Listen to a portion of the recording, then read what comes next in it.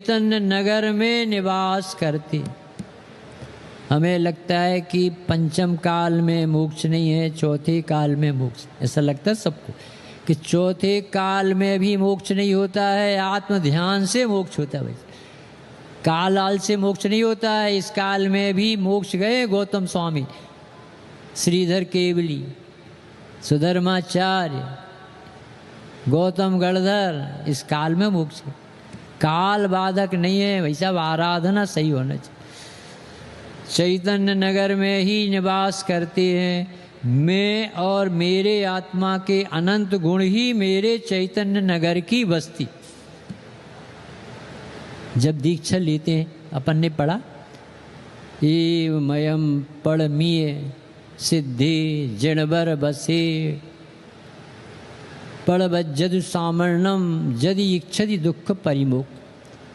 हे भाई, यदि तुझे भव दुखों का अंत करना हो तो श्रावण पने को अंगीकार कर। और फिर भेजते हैं परिवार, आप पुच्छम बंधु वर्गम, जाओ बंधु वर्ग को बोल के आओ कि मैं किसी का कुछ नहीं लगता, मैं अपनी आराधना के लिए स्वतंत्र।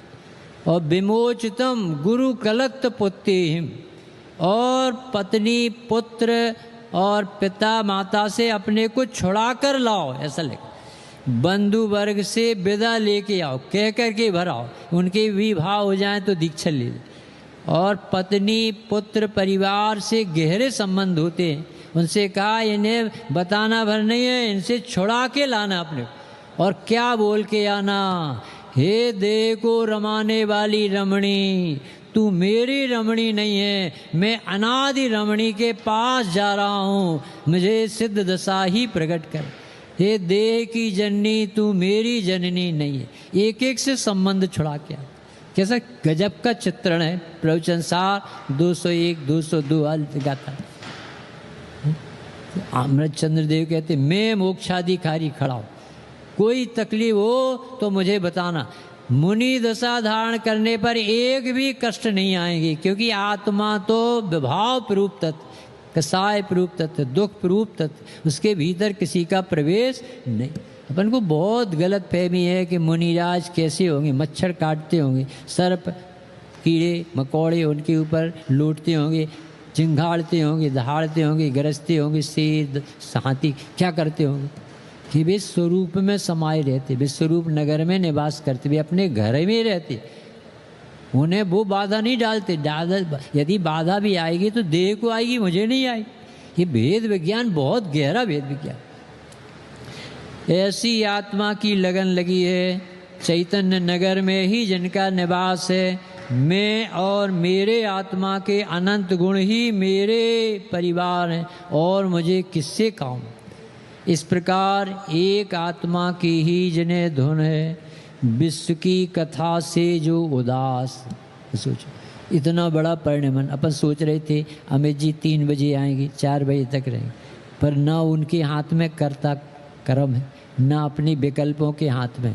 होने योग्य वही होता है।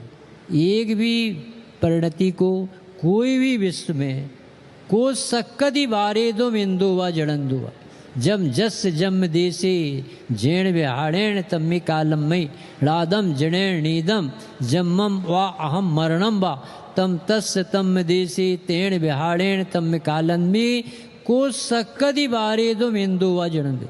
इंद्र और जिनेन्द्र की भी उसे बदलने की ताकत नहीं है, होने योग्य होता है। ऐसे गुरु मंत्र को जो धारण कर लेता है उसे कभी कोई कष्ट नहीं।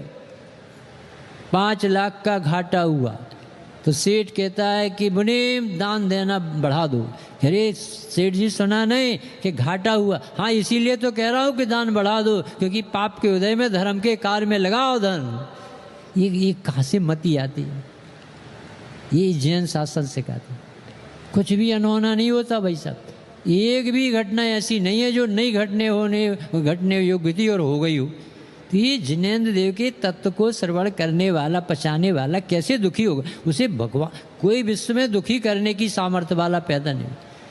कोई भी किसी को आज तक सुखी दुखी कर ही नहीं पाए, कर सकने की व्यवस्था ही नहीं। सब जीव अपने स्वभाव को समझकर सिद्ध दशा प्रकट